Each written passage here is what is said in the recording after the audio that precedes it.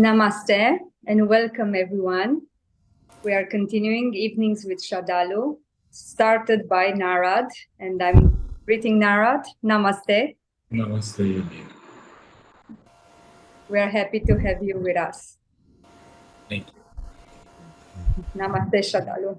Namaste to all. We are happy to continue today, part 12 on the current affairs. And today we will explore the psychosocial warfare. As usual, you may post your questions in the chat box during our conversation, or you can send your questions beforehand at our email ID, integralstudies.in@gmail.com. I will start addressing one question which Narad asked. Would one dare to mention some of the negatives of Orthodox Judaism or the pogroms in Russia and elsewhere? So we'll start today's discussions with questions which come from the discussion last time, and then develop it to other questions and then move to the main theme. And this is the first question which Narad had raised after our discussion. We spoke of the importance of Israel, the Hebrew civilization, across a very long span of time, through stages of development, its relevance today, not only for Europe, but also for the world.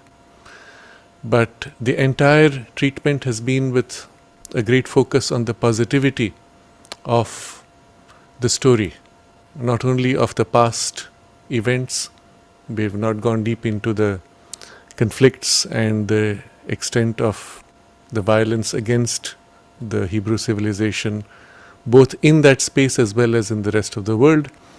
We have not also looked at issues around Orthodox Judaism, which has also many elements which can be quite regressive, seen in the modern context. And so this question really points us to these two great gaps of our discussion. And I want to put these in context.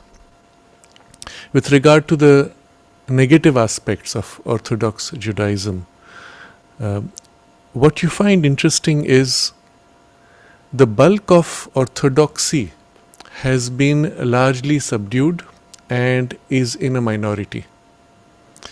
The elements of orthodoxy which are relevant or which are taken as inspirational content or as at the level of a principle and have been changed in form actively in the modern, let's say, Hebrew traditions among practitioners, as well as quite a large number of Jews who are non-practitioners.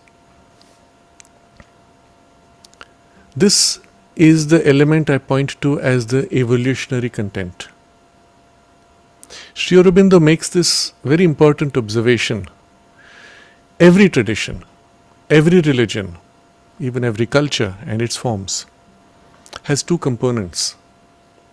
One which is in the nature of its origins and specific to that period, often tied to dress code and certain other customs and rituals. And the other, which are elements of its, let's say, more lasting, universal, or even spiritual value. His general observation was in relation to religions particularly, but you can generalize it to all these things. And between these two components of any tradition, we have to, for the future, concentrate on the things which are relevant. In time, inevitably, the elements which are no more relevant or even which have become regressive tend to fade out. It's only when the culture of the people who carry those values is not progressive, or it attaches itself entirely to external forms and not to the deeper symbolic, mystical or spiritual content, or even a practical content, that we begin to have a problem.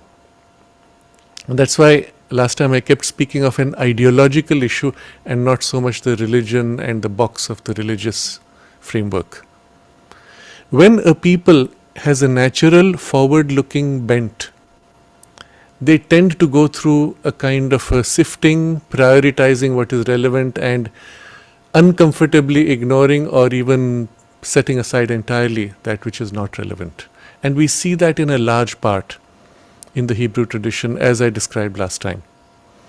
So yes, there are these negatives in the Orthodox Judaism, and what we do find interestingly is the numbers of people who are stuck in those negatives are relatively small, inevitably because of this forward movement and a strong intellectual turn of the tradition itself. There is a progressive tendency, because you cannot be intellectual without being progressive eventually, if not in a generation, in a few generations. On the other hand, what you see in the regions around in the Middle East, generally, and I won't say everywhere, but generally, is the tendency to bind to a certain fixed form of the tradition. And especially when there was, during a certain period, a strong financial backing for that, which very rapidly degenerated into an extremist form, which became then the cause of so many problems within the Islamic world. Which fortunately, we see this in the last 5 years, has largely turned. And we have discussed how that happened and the place of Saudi Arabia today in this turn. Fascinatingly, I don't know if you've noticed in the last week, there were certain news items about how Saudi Arabia actually is presenting the non-Islamic heritage in its museums, including certain deities, including 3 feminine deities that they used to worship before the arrival of Islam, and is prominently placing these in its as part of its history to promote a more rich cultural diversity as well as invite more tourism. Just this turn is one of the pointers of a major shift that's taking place. And as I said, the 5 countries which came in the Abraham Accords, a shift has taken place, and this is distinctive. So we can hope that generally in the Middle East and in the Islamic world also, this will become more and more the majority. But in generally among the Jewish people, at least in the last 100 years, you don't see this as a major issue.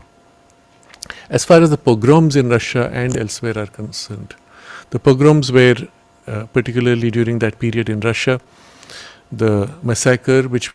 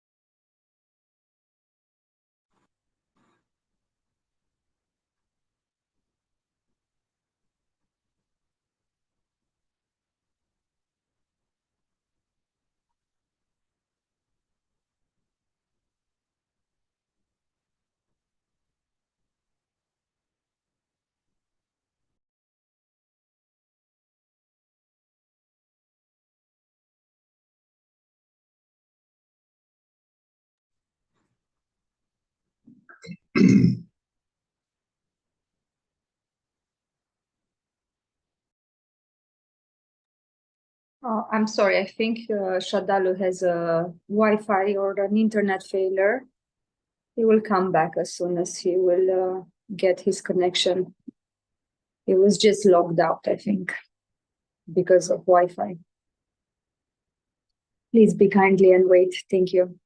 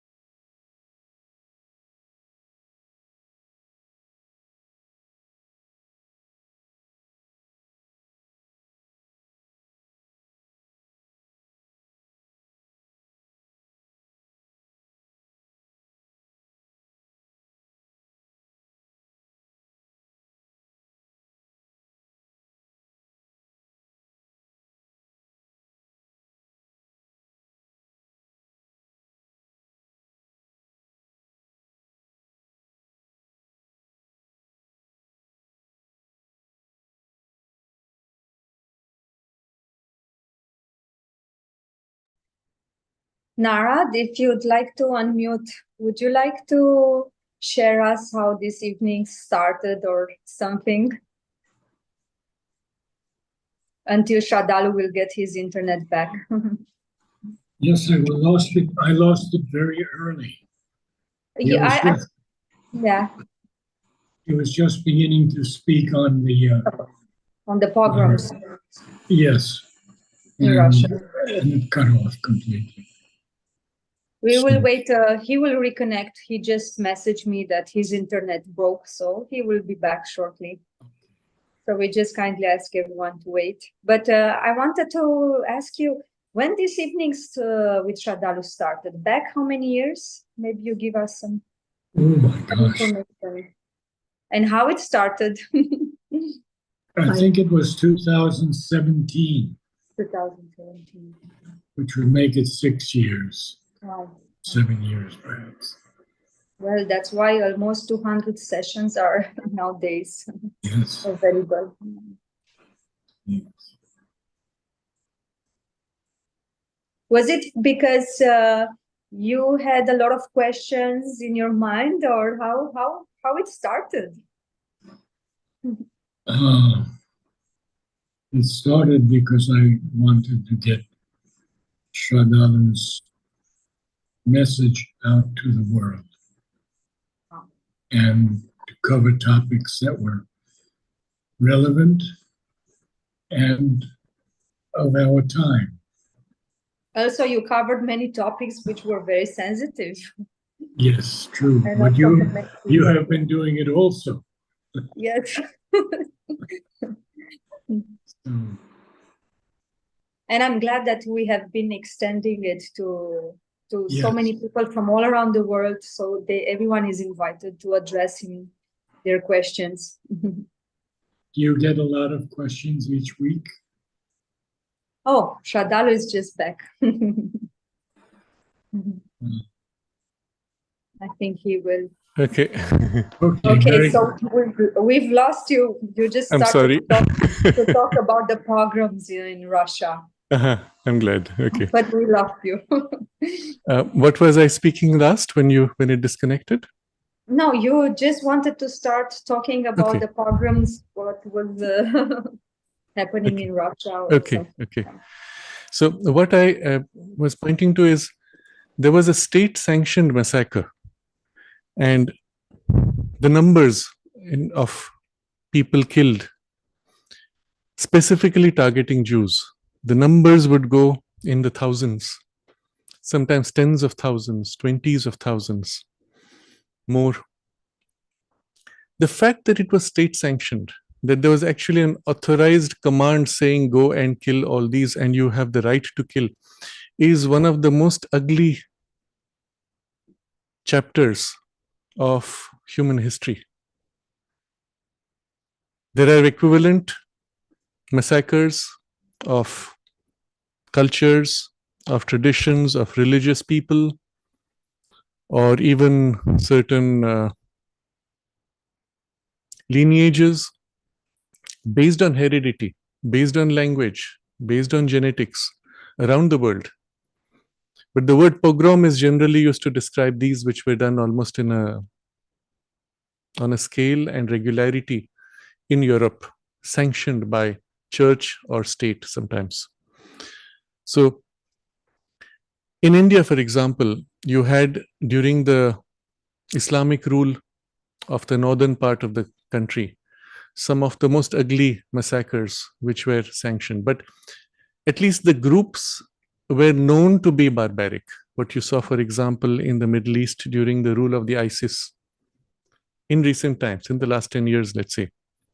And the way they would enslave the Yazidi women, turn them into slaves to be traded in the most brutal manner, crude, inhuman, dehumanizing, but based on religion or a certain hereditary background. They burnt people, put in cages, and things like this. In India was rampant during the Mughal rule. In the northern part of the country, sometimes you had because it was the birthday of the king, he would give an order for so many thousands of people to be killed. Sometimes it would be targeting a specific community. So many 10,000 Brahmins. And the Brahmins used to wear, or still wear, threads, the sacred thread. And the number of sacred threads of the people killed would be brought and placed before the Mughal king as a demonstration of the fulfillment of the order, because it's his birthday or some special occasion, religious or otherwise. Now, these are the kinds of things which we would call barbaric, brutal, inhuman, and they represent a subhuman condition or values. And so when you go back and see even 200 years ago, some of the pogroms, you realize that there were large chunks in Europe which were still extremely barbaric. Or at least among an elite which gave the orders, there was that degree of barbarism, but then among those who executed the orders, equally a barbaric base. So a lot has changed. I hope that if today such a thing were to happen, it would not be so easy and people would not respond so easily. But we have to understand that these were very primitive stages of human development, and the fact that such a thing could happen is evidence that that part of humanity is still primitive. So yes, I'm glad you raised these questions, because then we get an opportunity to touch them. What it did though, and I'm linking it now to our discussion last time, is among the Jewish people as a people, there is a very vivid and painful memory of these attacks. And especially among the Eastern European Jews, this is much stronger. In the United States, it's not so strong. They are much more free. They don't have as much the carryover of the fear or the insecurity which is present among the Eastern Jews.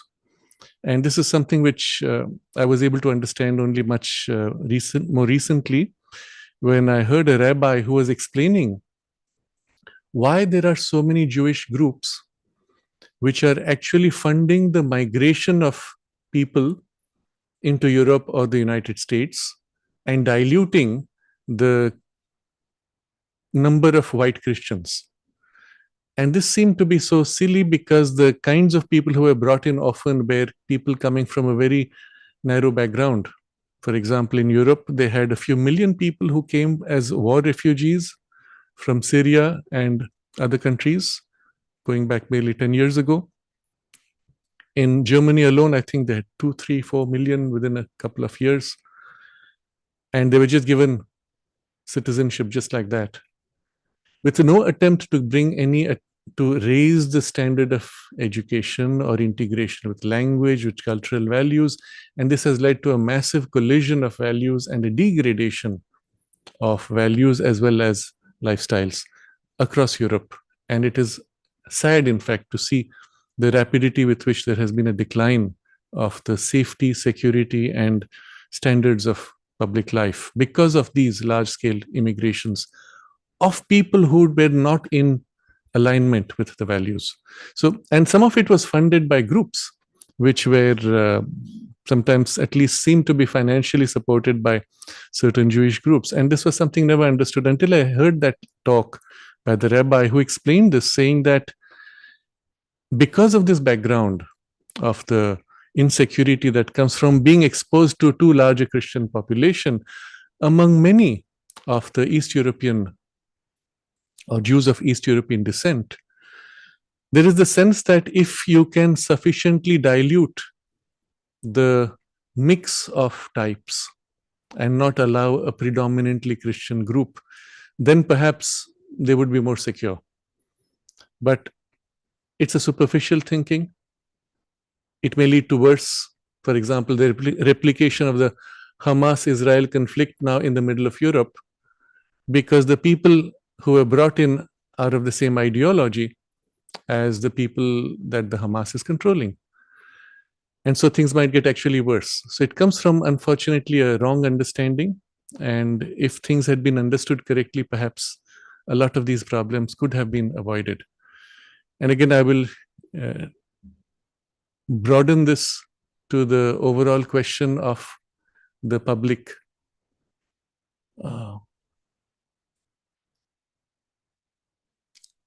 Just a minute. Is the video actually going through?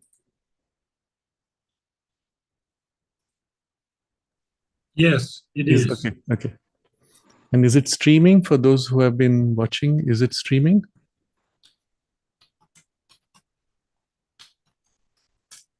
Put a question. Okay. So I think this background will be helpful to understand many of the problems as well as the decisions which were made. Not always the best decisions, though. Okay, I think we can go to the next question.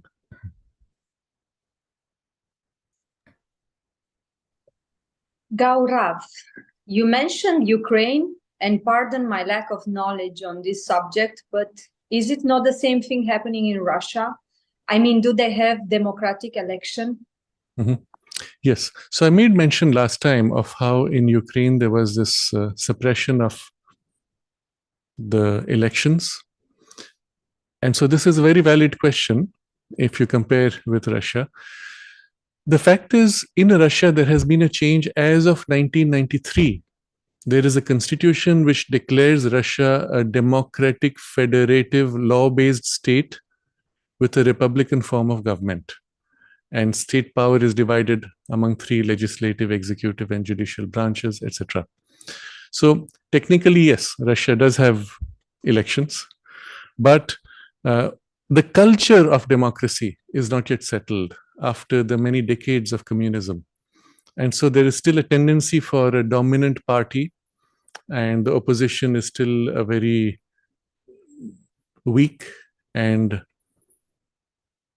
not clearly formed identity. That apart, the question is really this: at least there is an attempt to move towards democracy, where, in contrast, what you saw in Ukraine, and we will be speaking about it perhaps next time in greater detail, as of 2014, when Zelensky took over by overthrowing a democratically elected government, the democracy itself was suppressed. Then there was an election, and he comes to power. But then subsequently, when the war started, the first thing Zelensky did was he arrested all the opposition leaders, put them in jail, put a complete blanket suppression of the free press, and only the state press was allowed to speak at the start of war. And that you do not find in a healthy democratic space. So there's something wrong there. And we'll have to look at that question much more in greater detail, probably next time. But you do have problems everywhere. But here is a blatant suppression, not only of democracy, but of free speech. And opposition members being put in jail summarily, just because he felt threatened. So that's just to make a clarification. We can go to the next question. Under the nickname Vitruth, will there be a pressure from these souls which have died by jihad to come back and stop the wrong understanding in the new batches of jihadis? I don't know if there is a pressure, because from the soul's point of view, to have been pulled into this deception where you are made to kill yourself out of hate for another, that's what it comes to, on the basis of some false idea of a reward in heaven. This is not a soul decision. This happens because the outer personality is so hardened that the soul's influence is unable to push through. The surface personality is so lost that the soul within is suffocating, and perhaps even feels free to have a chance to start afresh if necessary. But that is not a free transition either. Just after, let's say, one of these persons has been brainwashed into the jihad mentality, just after he dies, there is a passage in which the physical body is knocked out, but the subtle body remains with the same imprint of emotions and mind which was programmed. And the person is struggling in the subtle worlds, projecting all their fears, all their desires in a fantasy dreamlike state in which they relive everything that they choose to imagine or fear. And it takes a while, sometimes weeks, months. Occasionally, when the person is stuck in the Earth's region for certain reasons, it could even be a few years. Before the personality, which is rigid, degrades, breaks down, and the soul is sufficiently free to be able to go into a state of deep rest to prepare for another life. But again, depending on the evolution of the soul, it will be attracted or compelled to enter a domain or a grade of consciousness close to its current stage of evolution. And if somebody has been in that, let's say, grade of evolution in which the jihadi programming was easy, it can even happen that the person finds himself in a similar environment, but this time attempting with the hope that the soul might be able to push through to overcome that kind of programming or the error. It is unlikely that the soul is sufficiently evolved to be able to come back and attempt to aid others to not do that, if the programming had already come in. But it's possible that other souls in whom the programming did not stick, who actually saw the falsehood in it and even tried to prevent others, that they might work to choose to take a life in which they would dedicate themselves to ensuring that this does not happen to others. And that's possible.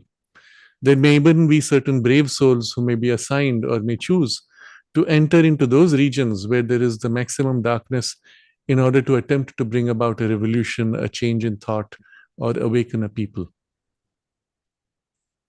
So it's not so easy. It's a difficult patch for humanity generally, evolutionarily. We can go to the next question. First question of Rohan. The last we'll keep it for later. I'm writing to you again for a query that has been bothering me after the recent terror attacks on Israel. During torture of civilians by the terrorists, how does the victim react to the attack? Is there a process of numbing the vital by the mind? Or is there some occult action by the higher consciousness which intervenes to dampen the sensory mind or the outer nature? I ask this because these brutalities are now spreading to non-combats and general civilians and senior citizens, which seems unfair and against dharmic values. Is there a way to bypass the bodily suffering in such cases? Unfortunately, it is not an easy situation. For both, the side that does the torture or attack, as well as the side which receives the impact of the attack, there is what today is popularly described as PTSD, post-traumatic stress disorder. But at that point, there is a trauma for both. There's a very interesting study which observed what happened to the American soldiers in Vietnam. You have to understand that the war in Vietnam, for most of the soldiers, did not make sense. You were not fighting to defend any special higher values. You were not fighting for your own country. You were at a very low level guerrilla warfare against people who were extremely poor, extremely ill-equipped, and were using a skill and capacity of extraordinary courage to fight you for what? And it was not clear. So the problem for the soldiers, and you have to understand, it's because the psychic influence is still present. It's not suppressed. You're not a hardened soldier. That you're asked to lift a gun and shoot at somebody who may be without weapons, with no defense. or occasionally they may have a gun, but of a much lesser capability. But there may be others around who may get hit when you shoot. And at that moment, the conflict between the deeper soul's influence and the surface personality's effort is so great that many of them would instinctively and not always consciously tilt the gun upward so as to miss the people that they were supposed to kill. So they would be shooting in the air, hoping to avoid killing people. And with just a slight tilt was enough to have the bullets go above the head and hope that those people would run away and they wouldn't have to be killed. It was not always conscious. It was just the struggle of the soul value pushing against the personality value. The result was, even with that, they came back with severe trauma because it was really a push against soul values, against contrary values. So even for one who's doing the killing, and on the other side, the trauma of having bullets flying over you or being able to die in an instant can be quite extreme. I remember it was one of the persons who came to the ashram by the name of Eckhart, a German man. He had this fascinating story. During the Second World War, he had been arrested and he was lined up with a group. The soldiers had been given orders to kill everybody. So there was this person, I don't know, designation, let's say commander, with his rifle, his gun. He would go one by one. They were all standing in line, point to the head, bang, bang, bang. You can't do that if there's a little bit of the soul influence in you. You can only do that if you've been so hardened that you don't feel anymore the soul influence. But he's doing this. And imagine this man is in the queue. It comes to him before he can be shot. Somebody calls out from afar and the commander turns and someone brings a paper. He reads out the paper and the war is ended. So he says, okay, you're free to go. You can imagine the trauma that this involves for the person who's just about to be shot and then suddenly released. And for the others, of course. But also the trauma for those who were shot in this way. Sometimes they would be assembled in a group made to dig a hole and then gunned down so that they would fall into the hole. Now, these leave deep scars on the soul. And sometimes it carries over. Well, mostly it carries over into the next life, and it takes sometimes one life or two to even heal fully because it's a scar on the soul. Unfortunately, this is an intention of the Asuric forces to damage the collective human evolution and delay it with this intention, using these wars. Or you're there as a group, as a family, war starts and you're displaced suddenly. Overnight, you have to abandon everything and walk out with nothing at all in your pocket. Not even food, because how much can you carry? Again, these are extremely traumatic. And there are beings, we can use the word vampirical because they feed on other people's energies. There are beings who feed on this suffering of people, and they're attracted to these war zones. They draw on the energy of of this human suffering, and they often are participating in causing these wars and in extending the suffering. So coming back to Rohan's question, I've gone a little beyond that.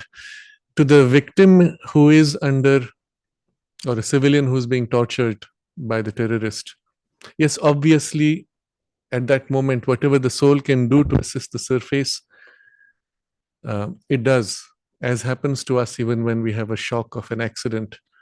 There's something which surges from within and tries to numb the surface, to reduce, to minimize the harm.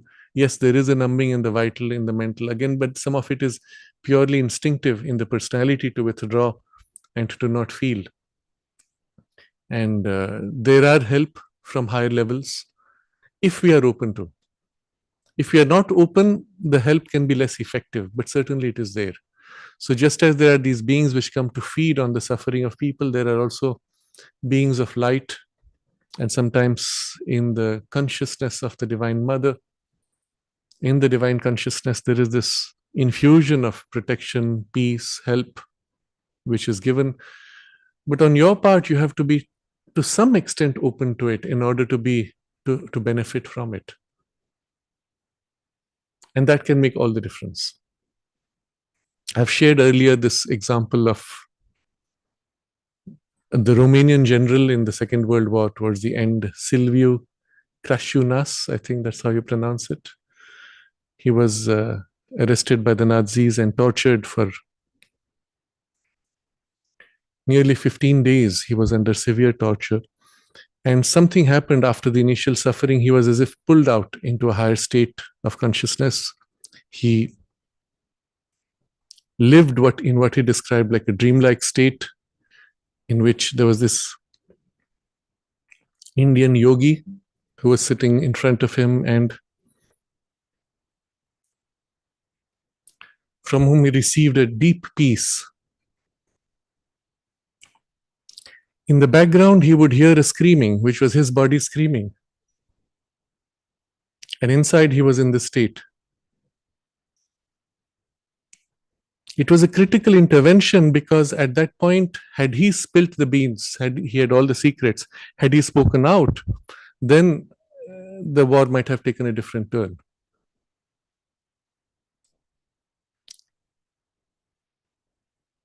Obviously, he was receptive enough that the help was effective. At the end of the 15 days or so, this yogi tells him that he will not be coming anymore. So the general asks him, "What is your name?" Later, when he wrote the book, he wrote the name as he registered it, Orobin Dogos. Aurobindo Ghosh, he heard it or registered it in a, let's say, Europeanized form. And the whole description is across 2 pages in his book called The Lost Footsteps. So here's a dramatic example of an intervention, but there are other examples we have spoken of before. My point is, yes, there is a help, but your receptivity can make all the difference. In any case, there is a trauma, even with the help. And depending on the nature of the trauma and the intervention on both sides, generally, it can take a couple of lives to get free from in the normal course of things. Of course, if one resorts to the conscious spiritual change, then one can heal, overcome, and outgrow rapidly. Even then, sometimes it may take a few years, depending on the nature of the trauma. And the fact that this is now moving, this trauma is going to non-combatants and civilians, etc., certainly spreads that suffering. But if not for this, would people really value the freedom that they have? Or let me put it to you in these terms. Rohan, you're in India, or wherever you may be in the world. Most likely, if you're listening to this, you're living in a pretty much peace-loving society. Are you conscious of the sacrifice of your ancestors to build a culture in which this peace and this security is possible? Going back barely 100 years, you might find there might have been, to your grandparents or great-grandparents, some enormous suffering that they had to go through to work for this freedom and security that you are in. Or do you take it for granted? Yes, but that's how it is, that's how it should be, it'll always remain like that. If you make that mistake, then you're likely to lose something, because humanity is still not as a collective on this level, which you can see from the fact that there are these wars. Or what we will speak of shortly, the 100-year wars, where a part of humanity will try to subjugate another and take away its freedom and bind you into some kind of slavery, economic, social, or otherwise. So if you're not conscious of what it involved, and if you do not do today what is necessary to protect that freedom and security that you have, and to pass it on to further generations, then you are in danger of losing it. So this is what I'm pointing to in the last part of the question, that we have to become conscious that what we have today is still precarious. Humanity is not yet out of its animal instincts. And you have to protect, do what is needed now to defend and protect these values. But to the last part of your question, is there a way to bypass the bodily suffering? And don't think you can bypass the bodily suffering, but what you can do is to heal later. Not just the bodily, but much more important, the psychological suffering and the trauma, which may also be imprinted on the psychic being, on the soul. But that can only be done by conscious process, which would be a yogic process in essence, but under whatever name. But to ensure such a thing does not happen, you have to do what is needed to protect these values, which are a very precious gift and the result of much work, effort, and suffering of ancestors. And perhaps you were among them, you have worked for it, except now you've forgotten it. And don't make the mistake of allowing the modern education to deceive you in saying, yes, there was no effort. India won its freedom just like that. One day Gandhiji woke up and said, quit India, and the British left. Well, why didn't he do that 20 years before? When the British were about to leave, he's the one who said, we don't want you to leave. And they didn't leave because he got up and said, quit India. They had to leave because of the changed circumstances. And so what we are taught in our history is unfortunately a very wrong idea and gives us this illusory sense, suppressing or erasing the struggle and the suffering of millions and the deaths of millions and their sacrifice to allow for this freedom and this security that we have today, without which a healthy spiritual evolution for humanity is not possible. If you're constantly under threat of war or of being subjugated, you cannot have the freedom in which the spiritual evolution could be freely also grown.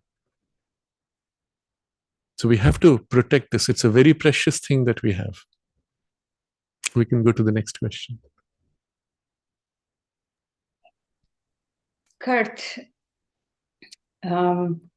first, in my opinion, it's not necessary to mention always Sri Aurobindo and the Mother, who are all anyway present in every moment. Second, the Cabal and deep state is such a multi-aspect and faceted topic that you need a lot of time to explain the complexity of things. You confirm all my information and research work of the last 4 years. Third, only Q you have left aside either intentionally or because you didn't have researched it or because you don't believe in it, in the existence of a worldwide military sting operation of the Earth allies, white hats. Yes. Yes. Thank you, Kurt, for your other observations also and appreciations. About your first point, not necessary to always mention Sri Aurobindo and the Mother. Yes, they are present, but where we can, we have to draw upon the knowledge that they have given us. And so as far as possible, I try to draw on the framework of understanding which Sri Aurobindo brings, not only in the yoga, but also in the understanding of the events of the world, as well as the unification of the world, as well as the cycles of social development, and so on, as well as the psychology. To draw upon them first, because we have to understand this knowledge and this insight comes from them. And so it's important to acknowledge the source.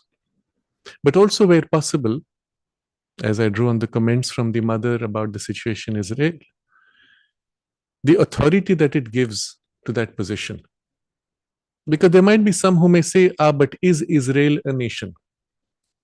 And they may question that. So, and at that point, the solution would come only from a higher spiritual insight, which can distinguish, this is a nation and this is not a nation, it's a part of a larger. For example, Pakistan is not a nation in itself. It's a part of the Indian nation identity, Indian civilization, spiritually, therefore a part of this culture.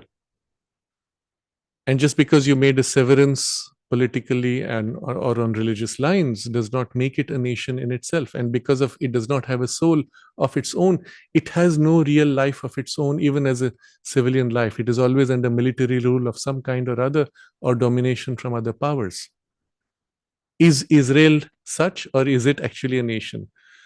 So, of course, I could say from my side and with a logical explanation that yes, it is an independent, distinctive nation soul, but it helps that you can draw from a statement of the mother and Sri Aurobindo that says, yes, it is so.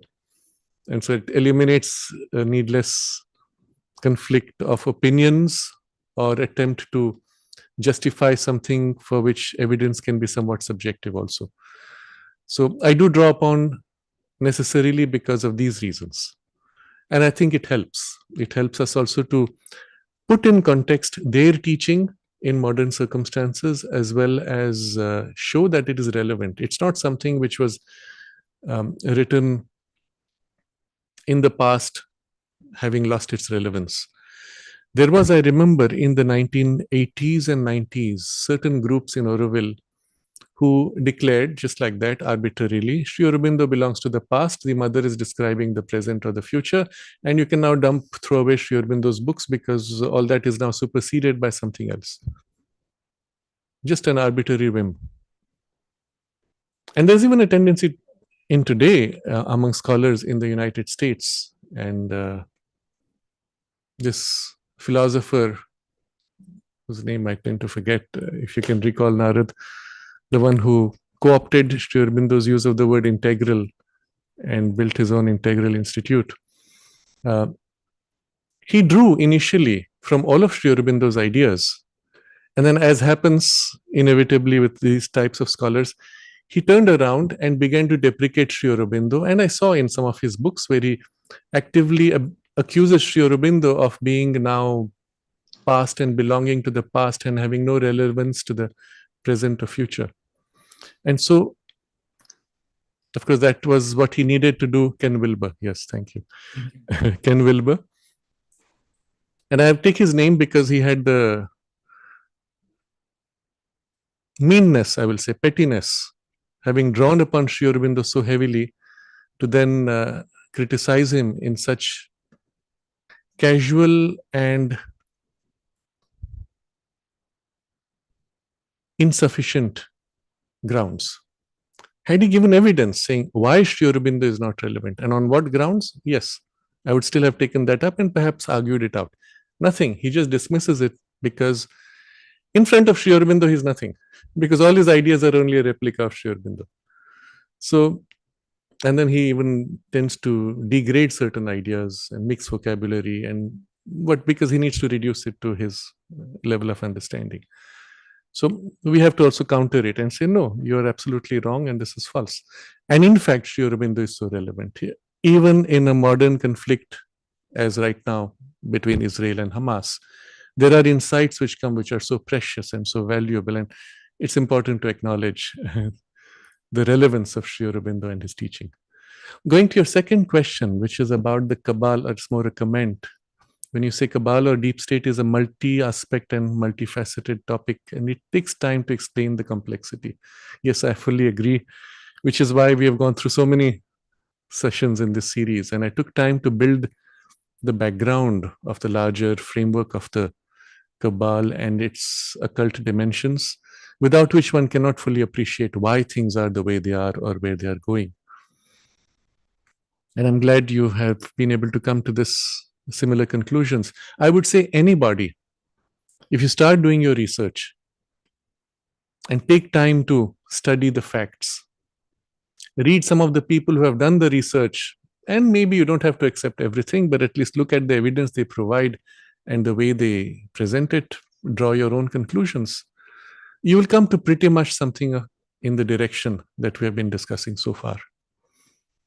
The third comment is about leaving out Q, and because perhaps I may not believe in the existence of a worldwide military sting operation of the Earth Alliance / White Hats.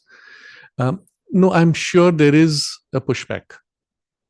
To what extent it is organized, how strong it is, we can speculate, because as of now, we don't have comprehensive information and evidence of its scope and scale.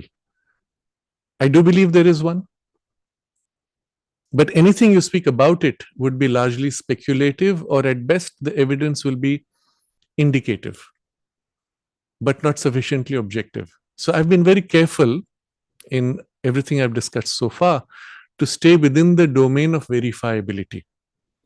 But I've also been pointing out that there are these disruptive individuals. Of course, they are backed and protected by certain groups, and there is an organized response, but the organized response had to come much later. In the earlier discussions, I think I also mentioned this, that when the Nazi ideology infiltrated into the United States and formed the military-industrial complex and buried itself inside what is today the deep state in the front, but with many other dimensions, there was also a group of patriotic people who formed a counter to it. And the first attempt that they made to push back was under John F. Kennedy. He was assassinated, so it showed that they were not strong enough. They did make a second attempt, which was not so much pushback, but a consolidation. This was done under Ronald Reagan, under whom an entire space force was built up. And some of this we will discuss later after a few of our sessions. And I do plan to go into a little bit of this, but staying only with the evidence that we actually have. And it's quite surprising. You have called it Earth Alliance. I don't know what name one can give to it. But we do have evidence that there is actually a very organized force and a technological backing, which has even a good presence in space. I've touched upon it before, but I'll go do a deep dive on this also, but staying within the domain of verifiable evidence. And so, yes, of course, there is a counter, but is the counter strong enough? This is the key question. The fact that Trump has survived so many assassination attempts, and the fact that even other disruptors that we have spoken of, even though they may have had to compromise partly, have been able to stay on, shows that there is at least some organized response.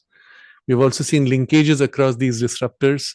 So certainly there is an organization, but more than a physical organization, for me, it is more important to recognize the collective spiritual shift. If not for that, a physical organization would not be sustainable unless there is a sufficient awakening in the mass and a shift of choice in the masses to be able to say, we want the higher and not the lower. That we would work for a higher goal for humanity and not just for individual or collective or some narrow ego of the nation. If there is not this change, then even if you have a military worldwide operation, it would not be enough, because people would go right back, or they would not even collaborate with such an operation. So any organized counter needs a sufficient basis and a sufficient shift in collective consciousness to be backed by them and then to be effective in its lasting impact. So it's the reason why I have not gone into things which would be, first of all, non-verifiable in the public domain at least, and then some of it would be somewhat speculative. And it would not help. It would not help to understand. Rather, it would have the danger of saying, yes, there are people doing it, they will do it, I can go back to sleep. That's exactly what certain groups would want us to do. You will see, I've spoken about this before. Whenever you look at channelings, going back 30 years, and I've seen a lot of this evidence, every time you have these people who channel, so to say, higher beings, extraterrestrial beings, or whatever name they give to somebody that you would want to have faith in, they will always say, yes, on such and such a date, something will happen, consciousness will change, the world will wake up. They made similar things for the year 2000. And then 2012 with the Mayan calendar, they said, there'll be an alignment with the center of the galaxy, and suddenly Earth will move into fourth dimension or fifth dimension. Higher consciousness will descend, people will wake up, and the bad people will be removed. Junk. I would use a stronger word. What did it do? From the point they started this, and people who believed it, people said, yes, it's going to happen in 2012. We can go back to sleep. It'll happen. All it did was delay the effort that you would have made. Had you not been told that, had you been told, look, it's precarious, you have to make the effort, work so that by 2012 things are better, you'd have worked, because you see there's a danger. The fact that you've been told it'll happen because others are doing it, or because it'll happen because of some occult alignment of planetary positions which will change evolution, no, that's not how evolution happens. You go right back to sleep. Because evolution does not happen by planetary alignments. It does not happen because there's a ray which comes from the middle of the galaxy and so on. And even astronomically, it was inaccurate. It was false. So for me, it's very important that we focus much more on the consciousness aspect. I do believe that there are these groups which are working. To what extent they are organized, we can speculate. I would hope that they are sufficiently organized and things will change, which is the reason why we are at this so crucial juncture of the next 1 year. But I will have occasion to explore some of this later on. But thank you for raising the question. We go to the next. Rajesh Khar. Israelis live in mind and Arabs live in the vital. What about Hindus or Indians? Where do they live? Yes. It's tempting to put it in such words. I'm not sure if it's fair, though. You will recall this comes from the quotation last time from the mother, where she said that generally the people of Israel were much more active and living in the mind, whereas the Palestinians were much more in the vital, emotional, almost exclusively, she says. And so, which is one of the base reasons for the conflict also, as well as the nature of the conflict, which we studied last time. So what about the general Indian people? You could ask the same question about other cultures. And it is interesting that Sri Aurobindo does make observations of various cultures from a psycho-spiritual perspective. I think he had a great appreciation for certain elements of the Irish culture. The mother spoke of the Russian culture, and she said it's a mystical culture, and they would be very open to Sri Aurobindo's teaching. And even she said that when she made Satprem write his first book, she said that it would have a very good reception in Russia, things like that. Sri Aurobindo, of course, goes into the civilizational characteristics of so many spaces of the world. Regarding India, there are two general observations we can make. And they are important because they represent a potential for India as well as for the world. But remember, it stops with the potential. It does not mean it will happen just because there is a certain possibility. We still have to work for it. First, regarding India generally, about the civilizational values, he points out that the ideal of the Indian civilization was always a spirituality. And in its origin, which is in the Veda, the spirituality was life-embracing and life-transforming, which is what made it applied to life. From the point where India turned away from life-embracing and life-transforming spirituality to life-rejecting spirituality, began the downfall of India and eventually its enslavement.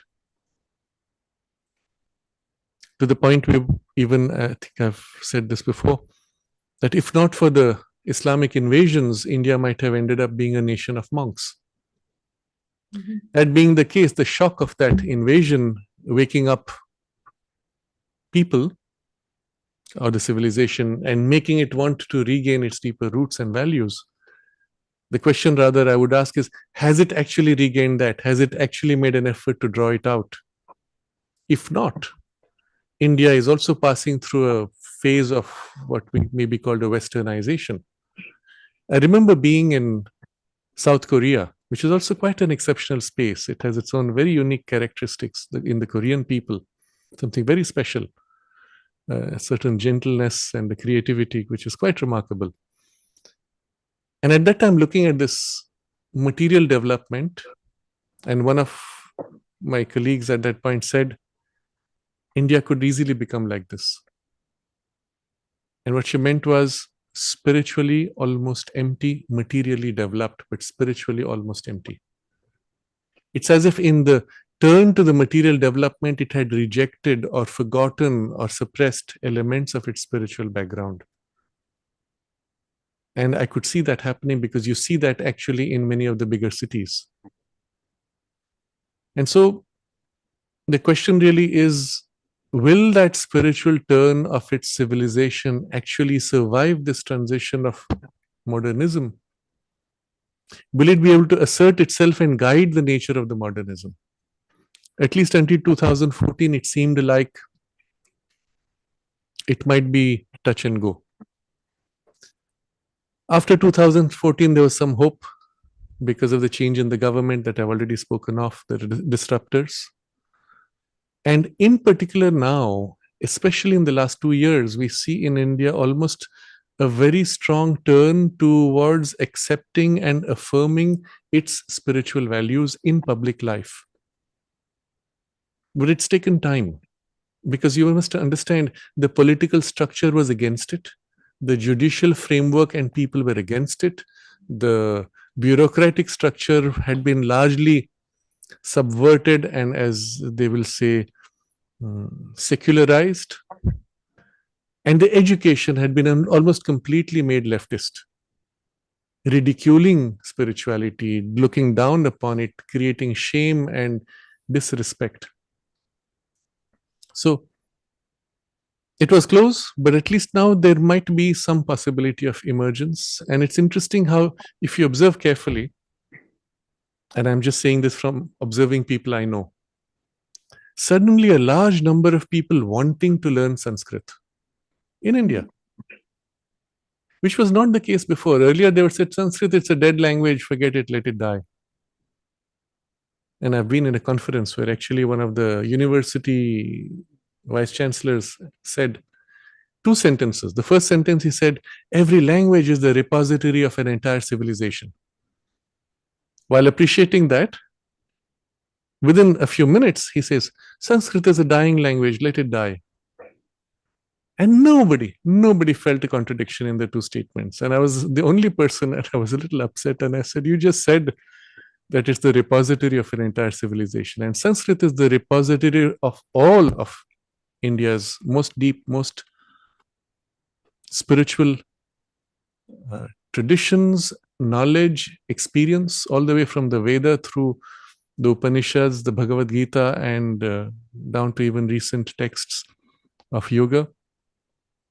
And you're just about to throw it all away, saying it's a dying language, let it die. But what could you do if people are not interested? That's why I say, at the end of the day, it's not what a group is willing to do, it's what the collective is willing to accept and turn towards. And there was no way by which you could just tell people, hey, start learning Sanskrit because it's necessary for the spiritual awakening. People won't do it. In fact, what you see is the last 30 years, every parent was pushing their children into English-speaking schools, because job opportunities were better for an English-speaking child than for the vernacular. And with that, the complete wipeout of your mother tongues. Sanskrit, of course, is far away. And then something has shifted, and it has nothing to do with the government. It has to do with the shift in the collective consciousness, but the government supporting, at least not ridiculing and suppressing actively. Just removing that barrier of suppression has allowed something more free to come forward.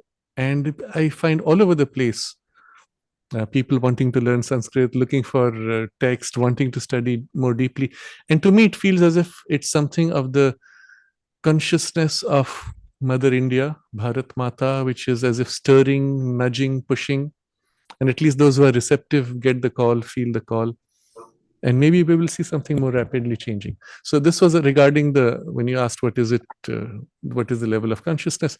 So we were speaking still of the civilizational values. What is India today? And I'm going to the second observation of Sri Aurobindo. This is in a conversation with Pavitrada, where he makes this observation that When Pavitrada comments about people doing channeling and mediumistic experiments in Europe, I believe this is 1927-28. Sri Aurobindo says that if that sort of thing was done in India, it would be disastrous. Now, I'm paraphrasing. What he says is, the Indian psyche is very finely balanced between the inner and outer world. And if something like that is practiced in India, it would be disastrous. But in Europe, because the consciousness is so hardened on the surface, they're able to do that without so much danger or damage. So this is an interesting observation, because when you do channeling, for example, you're tapping into beings of a lower vital grade, and they get a hook into you during that time. A person who's finely balanced between the inner and outer would be easily sucked. And the people who would be in that space of the mediumistic experiment would also come under its influence with disastrous results for the spiritual potential. Because once these vital beings get a hook into you, they don't want to let go. And you don't have the means to free yourself easily. So this is the second observation he makes. But that being the case, a precarious, close, fine balance can also be, over a couple of generations, hardened into a superficial turn, which hopefully will not happen. Let's see. And that's why we have to do what we have to do. And to all of you here, I will say, start with yourself, but then influence those around you, and especially the children in your family, the next generation. Give them the turn to the spirit in whatever way it may be. It may be simply by an observation. Become conscious of what is deep within you, that somewhere deep inside you already know more deeply what is true, what is real, what is important for you. Learn to turn in, become conscious of it. Simple guidance like that to something more elaborate. But if we do not, in our education, in our public life, make this turn to the deeper subjective influence of the spiritual, and rely entirely on the false, external, objectivized, reductionist values, then something precious could be easily lost. So, to summarize the answer, what is the temperament of the Indian people? Finely balanced between outer and inner, with a deep spiritual, let's say, civilizational value, which hopefully will have an opportunity to come forward today in a new modern framework of life. And if that happens, then India will fulfill her role in the world. And if you recall Sri Aurobindo working for India's freedom, this was the framework he set. India has a role to fulfill in the world's affairs, without which the world's future could be compromised. Because India is the only space in the world where this spiritual civilizational foundation is sufficiently rooted. And if it does not happen in India, something important could be lost for humanity. So for India to be able to play that role, she must first find her soul. In order to find her soul, she must be free to find her soul, and therefore the necessity of the freedom. And I had always said, going back a couple of decades, India has not, having got partially a political freedom, we had not yet got cultural freedom, economic freedom, mental freedom, or spiritual freedom. So the completeness of the political freedom is now today better. The cultural freedom is certainly better. Intellectual freedom, we're still not yet it, but the first sign of its emergence.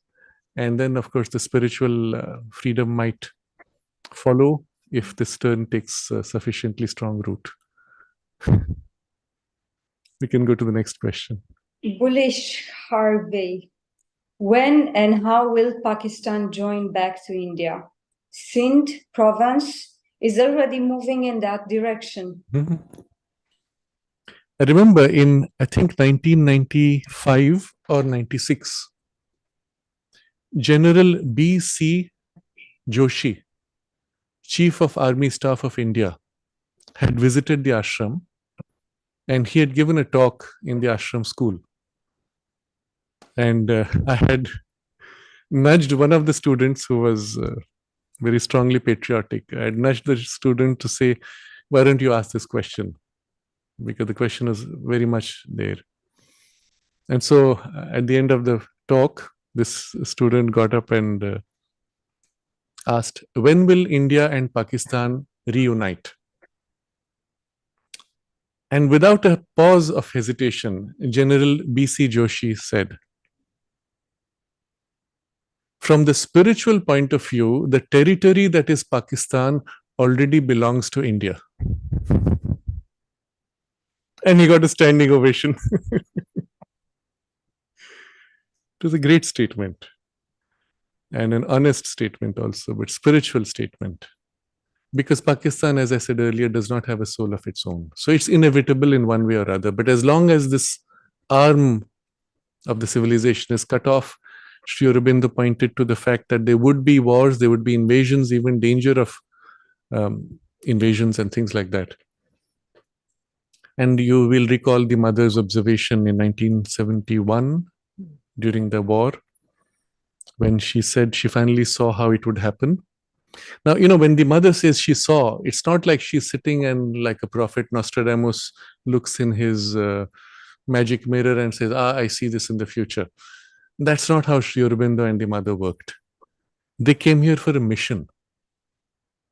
They worked upon the circumstances to turn them in a certain outcome, towards an outcome.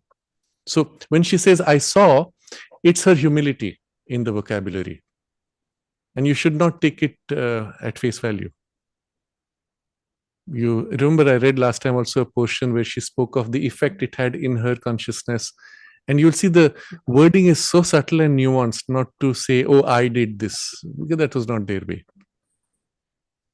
So she saw, meaning the action was done. And in 1971, she describes how the intervention made and the outcome that she saw then as the outcome of the intervention was that the world situation would change and the United States would support India instead of Pakistan. This happened under Donald Trump. And 2017, I think, he initiated certain changes, not only aligned the United States policy with India against the State Department's hawks, military hawks, and put Pakistan under pressure, cut off its funding to its deep state, funding to the cabal-owned entities, and so on. And from that point, you see the implosion of Pakistan beginning, and demanded that it end all the support for terrorism and so on. The benefit of that is still going on, even though under the present regime, once again, funding has restarted for Pakistan. Meanwhile, China stepped in and started replacing the US funding and so on. It's a complex game. But then what mother said, she saw that the US would support India instead of Pakistan. And then she said, Pakistan would begin to break up one by one into 5 parts. And you can see what the 5 parts are from the regions. The 5th being probably Pakistan-occupied Kashmir, POK. And then she said, one by one, each part will want to rejoin with India. Now you can see traditionally Sindh has been the one closest culturally also, because Sindh finds itself dominated by the Pakistani Punjabi group, which controls the government and the military. And so it has natural resistance and so on. So when and how? Well, the when is not so important. You're seeing a trend, you're seeing a direction in which this is happening. There is, of course, the risk that towards this, as Pakistan begins to break down, you might also have the reaction and the cabal use to trigger a war. And one has to be very careful. These things are not so smooth and simple. One has to be very careful, and hopefully that can be avoided.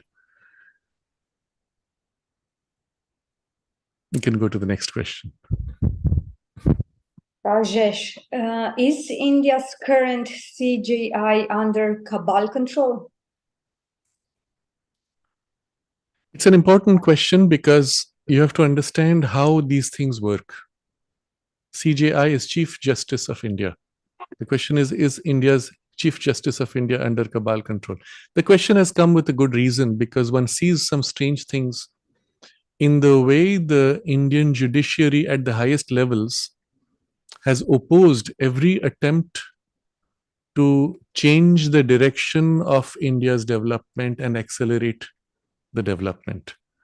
So when Modi first came to power, the bureaucracy was against him, his own party members were against him, and the media was against him.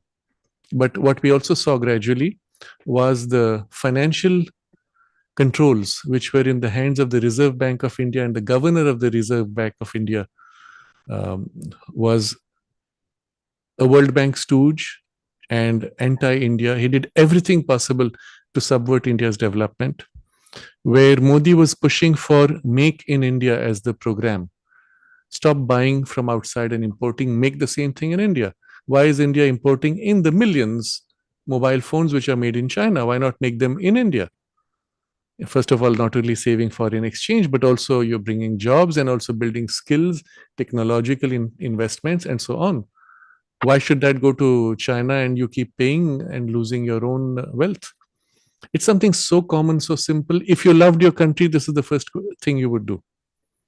And here comes the head of the Reserve Bank of India now declaring, that's not what you should do. Make for India. Meaning, look at the world and tell everybody, you make for us. We will continue to buy from you and remain your slaves forever. That's the mentality he was promoting. It's obviously anti-national. And so blatantly anti-national. And it was sad to see the media each time celebrating his anti-India statements. I remember headline, one of them was, a rock star governor of Reserve Bank. What is a rock star governor? What does it even mean? And you see how the media plays on perceptions. And it would create a doubt in you that perhaps the government is doing something wrong. Here's somebody whom everyone is praising in the media, questioning what the government is doing. So I give this as an example, and you find recently I will not state a name or limit it to the Chief Justice of India, but just the judiciary at the higher levels in the Supreme Court. Every single attempt by the government to take India forward has been put into question, delayed for months sometimes, on the basis of some technicality or other. And the same courts have called for a hearing for a terrorist who was about to be hanged. And the whole process had been gone through across all the courts, the Supreme Court including. The fellow is going to be hanged the next morning. And at 3 a.m., the top judiciary calls a hearing of the Supreme Court to hear a last-minute plea of whether this sentence should be commuted. You can consider how ridiculous it is. It's all been done in every possible way. And unless somehow the interests there need to promote a certain ideology, they would not be doing this. Now, recently the same group, and I will leave it at the level of a group rather than an individual, actually spoke of justice for groups which have been oppressed. Now, at the superficial level, it may seem like, yes, of course you should have social justice. But if you understand the cabal play, then you will see the danger there, because you can see what they're replicating in India is a replica of what was done successfully in the US to divide society. So in the US, what they did was to train people from the education level onwards, first of all, removing the story of the sacrifice of your ancestors, how they had to fight for freedom, all that is washed out. Instead, everyone is reduced to a slave owner. And the same people you would have been admiring are now criticized for having slaves because, well, that was the way society was then organized. Worse, they were told, because now your ancestors were slaves of, let's say, a particular group, now that group's descendants have to pay you reparation for the social injustice done at the time. And this was used in the educational system to pit communities against each other and demand financial reparation. This is the insidious implication of what was recently pushed through in certain judicial observations and orders. And so if you see the agendas being pushed, they're completely in line with what is called today the woke virus or mentality, which has been so damaging in the United States and now largely in Europe also and in UK, is being instituted primarily now through certain NGOs and now through the interventions done in the Supreme Court. One of them, when there was a hearing regarding same-sex marriages. So, okay, it was for a long time under British law and a remnant of the law, it was banned. It was criminal. Okay, that is decriminalized, not a problem. But adoption, why would you want to push for adoption in same-sex marriages in the name of rights? If you look at the reality today, almost everywhere in the world, there are couples who live in couples. You don't even need to bother to register a marriage except for legal technical reasons. In France, for example, the number of couples who were living in were so much more than the people who were formally getting married, now going back 20 years, that they had to change the law to say that if you have lived in for 5 years, you're technically married, and after that, automatically certain rules will kick in case you separate. India is heading pretty much in that direction everywhere in the world. The institution of marriage is breaking down, as the mother had spoken of in the 1960s. But the question is, while everywhere else nobody cares about marriage, why are you here pushing for supposed rights for marriage? And it's not about marriage, it was about adoption. And adoption for a gay couple is very often a cover for pedophilia. And you see this in the United States in huge numbers, and the media largely suppresses it. Those of you who have been following some of the suggested news sources that I had pointed to earlier, you would have already seen many examples of this kind of thing, which the mainstream media completely suppresses. And this was coming unasked from the judiciary. So we saw at that point when they were pushing for all these woke agendas, the government pushed back and said judiciary should not overstep its boundary. You have to understand the role of the legislature and the executive, and judiciary should not take the place of these two. So as a result, certain things were constrained. But I'm pointing out to a tendency. And why is this important? Because you have to go back to something which was meant to be the theme for today, what I've titled as 100-Year Wars. When a group, institution, or country decides to dominate, own, or enslave another, there is a short-term strategy and there is a long-term strategy. Depending on the nature and the culture of the groups, if they take a long-term strategy, then sometimes things can be done so quietly, so slowly that you do not notice. And if they control the media, they will tell you it's happening because that's the age, and not that it's being done intentionally. The result would be, let's say, in 100 years, down through 4 generations, you can completely subjugate another country, destroy its cultural roots, enslave its mind, and reduce it to either poverty or self-destruction without firing a single shot. It is to this that I'm referring as the 100-Year Wars. So in today's discussion, we have not had time to enter this fully.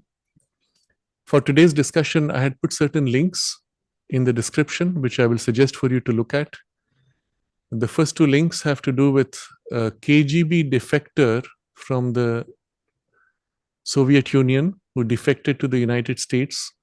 He was trained in this art of subverting an entire civilization or culture or nation. And he gave a detailed description of the process by which, at that point, the Soviet Union was planning to take over the United States.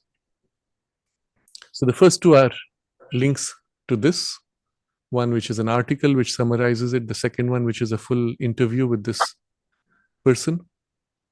The links number 3, 4, and 5 have to do with the same idea, but now in the context of China.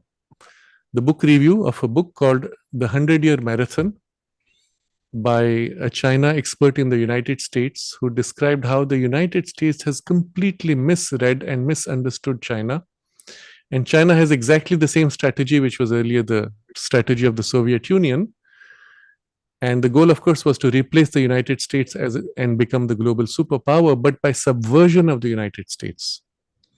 One of the means, by the way, currently is the tons of fentanyl produced in China, shipped across the world to the United States, and then smuggled through the porous border, both south and north, to sink the consciousness of the people, among other things.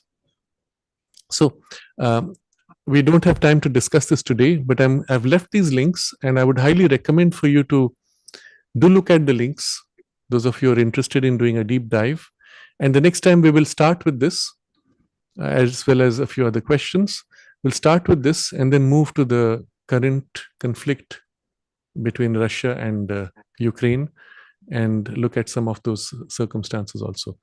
But why I'm raising this in the context of the question about the Indian judiciary is because when you start thinking in these terms 100 years ahead, you think very differently. I give an example of what's happening in Africa. China offered in several countries, without naming them, to do certain major projects. Let's say build a dam or set up large schools or help in the mining and so on, for which the only condition was certain key aspects of the projects would be run only by the Chinese people. So in a way, it's giving a job to its own people, and they are experts, so they don't need to train the local people. They come in as a group, sometimes in the hundreds.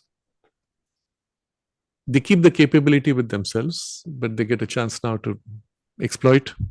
But under the policy and the long-term strategic planning, these people would be rooted there, and naturally under the agreement, there would be the Chinese military to protect them, which is all agreed to by the other side for economic reasons.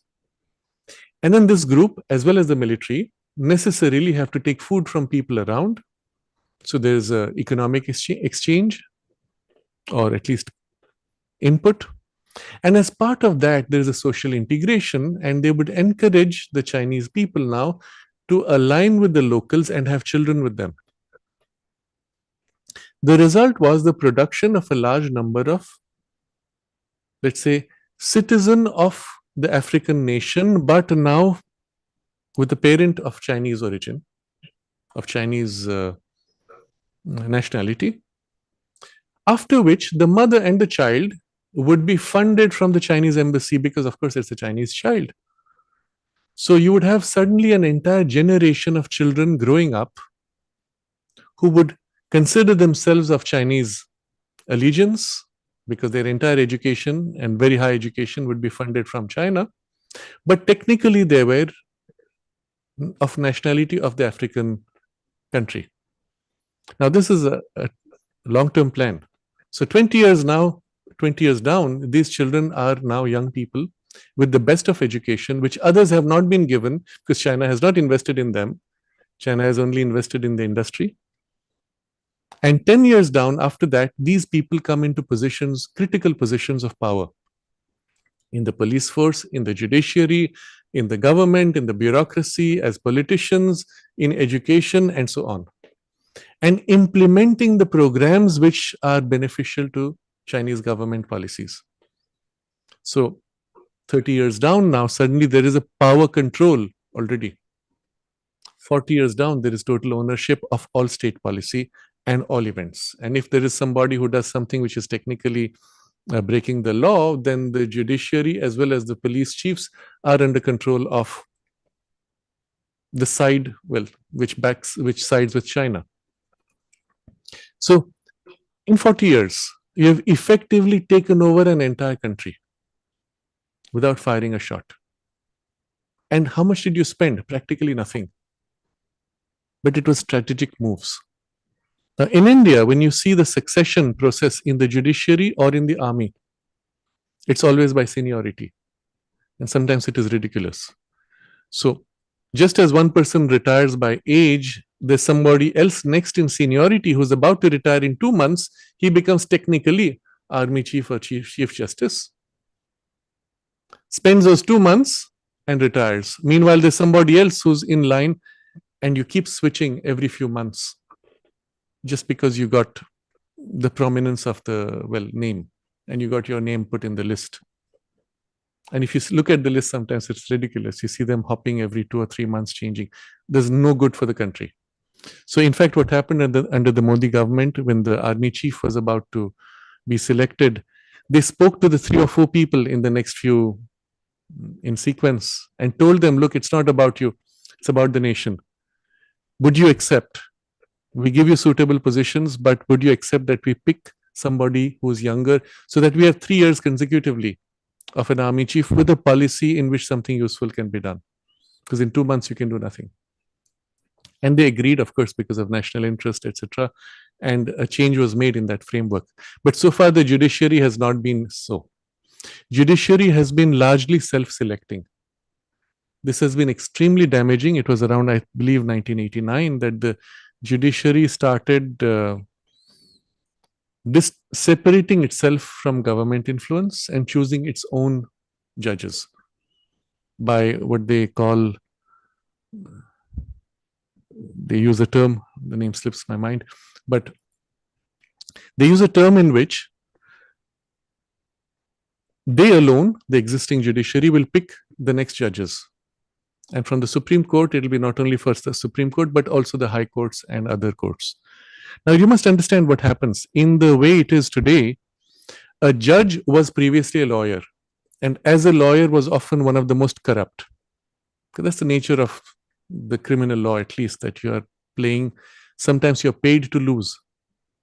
And especially if you were a government lawyer, and this was the culture under the corruption post Indira Gandhi, that you took money from the other side so that the government would lose and the private party would win eventually, but you made your pot in the middle because government is owned by no one.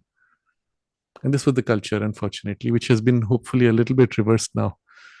But because you were a government lawyer, now you could get up the chain and become a judge very soon with this corruption of mentality. And with that background, you could very likely become chief judge in the local courts or high courts or eventually the Supreme Courts, etc. You see also this sometimes the judges, especially the big names, are children of former judges.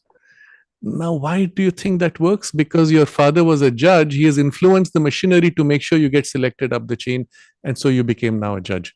So the corruption quickly became endemic to a degree that because you were all former lawyers in the corrupt system, you picked your next lawyer who would be in the sequence. So a judge today takes money not directly because there's too much pressure. They align with a lawyer who becomes the representative who takes the money on your behalf, etc., wins the case or loses the case. Depending on which lawyer you took, the judge says yes or no. And a lot of such internal systems. And that lawyer one day will become judge because he's friendly with the judge. So the most corrupt eventually, the collegium things. They form a collegium in which basically it's a self-serving interest group, and the proper term would be a cabal, but it's deep state. And no one has any say in cleaning it up. And they can all say, oh yes, we are going to remove corruption. But what do they do? You see, this was the method always used across going back the last 70 years in the bureaucracy also. If a bureaucrat is found being corrupt, what did they do? They transferred him. In other words, okay, you can't be corrupt here, now you go elsewhere and be corrupt there. What did you do to change it? Nothing. The corruption continues. The same thing in the judiciary. If corruption is shown, what happens? Nothing. Because the judges protect themselves. You cannot even question them. You cannot even make a statement questioning their judgment because it's contempt of court. So they're the only people who can be corrupt and still not be questioned. And the government has no say in this collegium system of selection. So the Modi government tried to do this. The current judiciary opposed it violently. I believe there's a very simple solution out of this jam. And this is to bring back what may be called jury duty. Now, in the British system out of which the Indian judiciary is derived, we used to have the jury until 1969 when the jury duty was removed, and it was now the single judge who could be corrupt and there was no recourse. By bringing in a jury, you bring in the common people, and the values relevant to society now become the judge And the judge is there only to ensure that it is done in the framework of law. The judge can be corrupt, but the jury can override the judge.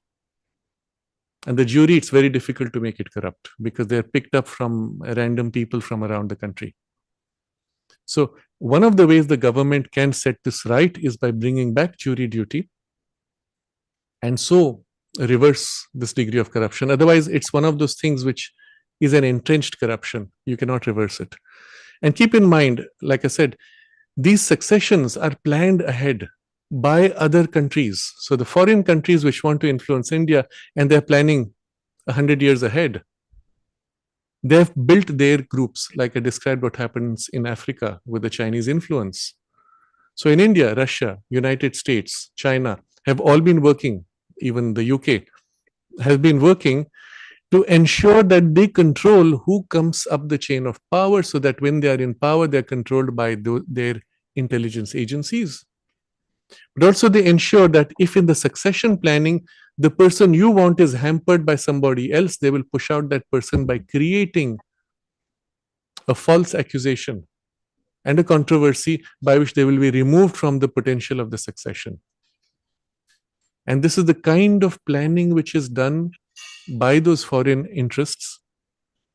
And if you don't understand this, you will not understand the kinds of strange things which happen within these succession processes. And with this background, you will appreciate why the present top leadership of the judiciary is completely woke in its agenda and it's set on pushing the woke agenda in India by one means or other. And the only reason it has not happened too drastically is because the present government resisted. And that is only because of Modi. So there's a struggle going on, very similar to what is happening in Israel, very similar to what is happening in the United States. And in Russia, you don't see it so obviously, at least I have not been able to see it. Maybe I don't know enough of the data. But just the fact that there's the same pattern happening in all these three countries, it tells you something interesting. So I think I will leave it at that as far as this question is concerned. And you should be able to draw your own conclusions by observing the actions of the people. I think we have completed our time. There's a further question regarding India, but I think we'll keep it for the next time. And so I would highly recommend for you to look at the links I have placed, because they show you how a country works to subvert another on a long-term timeline. So I've called it a 100-year war. It's a psychosocial war. You don't have to fire a bullet. You don't have to appear to be the enemy. You can even pretend to be friendly. You can pretend to be weak and to do your job more effectively, because now you're welcomed and not considered a threat. So for those of you who don't want to watch too much or read too much, for each of these I have put a link of a review. The review of the book which describes the 100-year agenda of China, as well as a review of the Russian agent who reveals. So that gives you a quick summary of what it's about. And for those who want to do a deep dive, please do look and explore, or search those keywords, look for other articles where you might have a better summary and so on. But understand that this is not a short-term game. The powers that be have set themselves on an agenda going back at least 100 years. And therefore, when they come across an individual making a bit of a noise, they have also the patience to bypass you, wait for you to be knocked out, and put their pieces on the chessboard, so to say, of control and power and influence. They don't worry too much of a few years lost. Trump, okay, 4 years delay, surely it was important, but they move right back to the agenda, and maybe a delayed agenda, but still it's moving forward unless something radical happens. And that's why this next 1 year is so important. Who comes to power next will decide whether this delay is going to be a permanent setback to the cabal or only a temporary setback. And that's why these elections will be so important. And sometimes it may be so important that there may be even threat of other kinds, interventions of other kinds. If you see suddenly there is a rise of cinema as well as warnings for complete internet shutdown, solar flares shutting down the internet, infrastructure breakdown because of internet hacking, and so on. Why is that? And it's all sudden in the last 2 or 3 years. It's as if we call it predictive programming. You're being programmed, you're being told, so that when it happens, you say, yes, we knew it was going to happen. They did that with the pandemic, COVID pandemic, and it's the same kind of programming that's being instilled into the collective mind. Observe these, be vigilant, and do not let yourself be deceived by appearances. I think this would be a good point to pause. And going back to Kurt's observation, yes, worldwide military pushback, military or otherwise, I don't know. But what is important is we, the people, worldwide, have to wake up and push back. And the pushback will have elements which involve military action, which involve economic steps, social, political interventions, but most importantly, fundamentally, change in consciousness. Remember, it's the ideology. If the collective consciousness does not change its way of looking at things, the primary values by which it lives, any attempt of these kinds of changes will be only in appearance. You would just have a new form under which the same consciousness with the same impulsions would continue. Therefore, the absolute necessity for this collective shift in consciousness. And that's what we are here for. And that's what this series is about. The intention of this series is to make us conscious so that we can take the steps necessary in our lives and in those whom we can influence immediately. We are the center for change, and around us, if we can begin to make that shift, that would be the most direct and the most useful help that we can make for a worldwide awakening and a pushback and an evolutionary acceleration. So we can hold this as an aspiration, and there are out there perhaps millions of people who have a similar intention that we may never know or see by name or by face. But if in consciousness we are aligned, we are together as one spiritual family, united in a higher ideal and working together, even though not coordinated externally. That should be our inner work in this matter.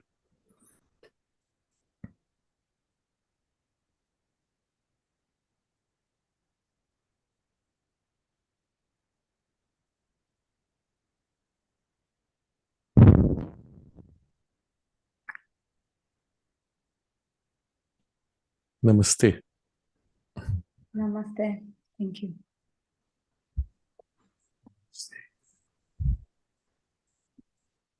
Narad. Namaste. Can I say something? We're still live. If you want to say live, yes, surely, go ahead. Well, I just heard today about Italy. Mhm. Have you heard it? That the fake food that Bill Gates is making, chicken and meat, Yes, yes. Italy has forbidden it to go into their country, and Biden has accepted it fully Okay, nice. for America. Yes. And that's only possible if there is a collective pushback. Yes. Very well. Namaste.